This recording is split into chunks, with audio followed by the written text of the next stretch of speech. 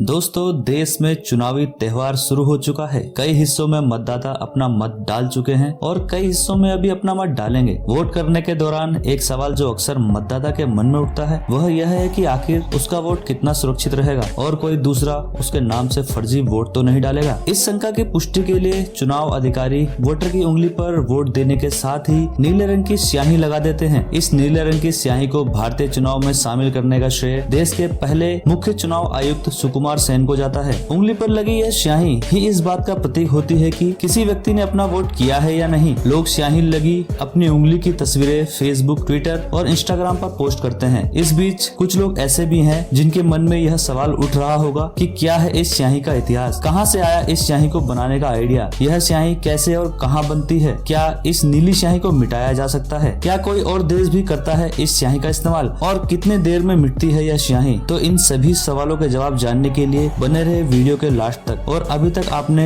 इस चैनल को सब्सक्राइब नहीं किया है तो ऐसे ही मजेदार वीडियोस को देखने के लिए इस चैनल को सब्सक्राइब भी कर लें। दोस्तों, दुनिया के सबसे बड़े लोकतंत्र भारत में चुनावों की तारीख की घोषणा कर दी गई है। इस चुनाव में कई सारी पार्टियां हिस्सा ले रही हैं। इन सब पार्टियों का अपना अपना वोट बैंक है। भारत के मतदाता अपनी समझ के मुताबिक अपनी पसंद के प्रत्याशियों को वोट देंगे, लेकिन इन सब में एक बात कॉमन होगी, जो है मतदाता की उंगली पर लगने वाला यह निशान, जो एक बार उंगली पर लगने के बाद 10 से 15 दिनों से पहले नहीं मिट सकता। आइए जानते हैं इसके इतिहास के बारे में। दुनिया के सबसे अमीर राजघराने से जुड़ा है इस स्याही का इतिहास। कर्नाटक में एक जगह मैसूर, इस जगह पर पहले वाडियार राजवंश का राज चलता था। आजादी से पहले इसके शासक महाराजा कृष्णराज वाडियार थे। वाडियार राजवंश विश्व के सबसे अमीर राजघरानों में से एक था। इस राजघराने के पास खुद की सोने की खान थी। 1937 में कृष्णराज वाडियार ने मैसूर लेक एंड पेंट्स नाम की एक फैक्ट्री लगाई। इस फैक्ट्री में पेंट और वार्निश का काम होता था। भारत के आजाद होने के बाद इस फैक्ट्री पर कर्नाटक सरकार का अधिकार हो गया। अभी इस फैक्ट्री में 91% हिस्सेदारी कर्नाटक सरकार की है। 1989 में इस फैक्ट्री का नाम बदलकर Mysore paint and varnish limited कर दिया गया। भारत में पहली बार चुनाव 1951 और 1952 में हुए थे। इस चुनाव में मतदाताओं की उंगली में स्याही लगाने का कोई नियम नहीं था। चुनाव आयोग को किसी दूसरे की जगह वोट डालने और 2 बार वोट डालने की शिकायत मिली। इन शिकायतों के बाद चुनाव आयोग ने इसे रोकने के लिए कई विकल्पों पर विचार किया। इसमें सबसे अच्छा तरीका एक अमिट स्याही का इस्तेमाल करना था। चुनाव आयोग ने national Physical Laboratory of India में ऐसी एक स्याही बनाने के बारे में बात की। इसके बाद national Physical Laboratory of India ने ऐसी स्याही इजाद की जो पानी या किसी रसायन से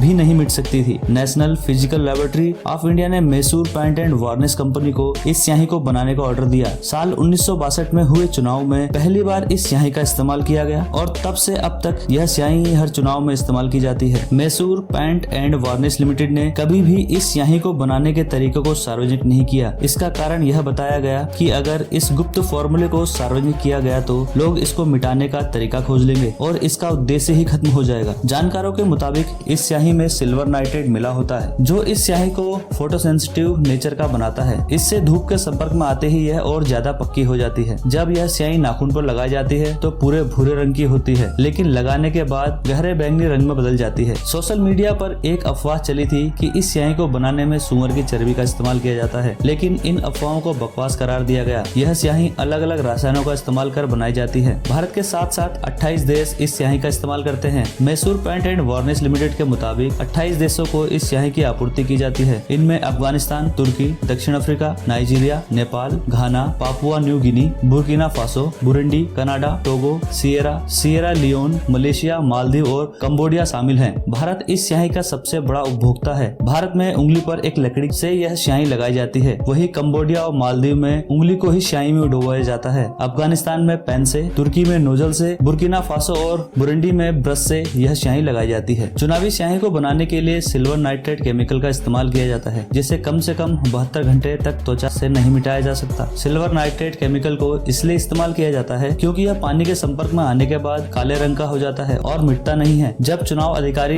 वोटर की उंगली पर स्याही लगाता है तो सिल्वर नाइट्रेट हमारे शरीर में मौजूद नमक के साथ मिलकर सिल्वर क्लोराइड बनाता है। सिल्वर क्लोराइड पानी में घुलता नहीं और त्वचा से जुड़ा रहता है। इसे साबुन से नहीं धोया जा सकता। यह निशान तभी मिटता है जब धीरे धीरे त्वचा के सेल पुराने हो जाते हैं और वे उतरने लगते हैं। Mysore paint and varnish limited की वेबसाइट बताती है कि यह उच्च क्वालिटी की चुनावी स्याही है जो 40 सेकंड से भी कम समय में सूख जाती है। इसका रिएक्शन इतनी तेजी से होता है कि उंगली पर लगने के 1 सेकंड के भीतर यह अपना निशान छोड़ देती है। यही वजह है इस स्याही को मिटाया नहीं जा सकता। सकता। हालांकि कई लोग यह दावा करते हैं कि कुछ खास केमिकल की मदद से इस स्याही को मिटाया जा सकता है, लेकिन इसकी पुष्टि अभी तक नहीं हुई है। तो दोस्तों, यह जानकारी ज्यादा से ज्यादा लोगों तक शेयर करें, साथ ही चैनल को सब्सक्राइब भी कर लें। धन्यवाद। जय हिंद।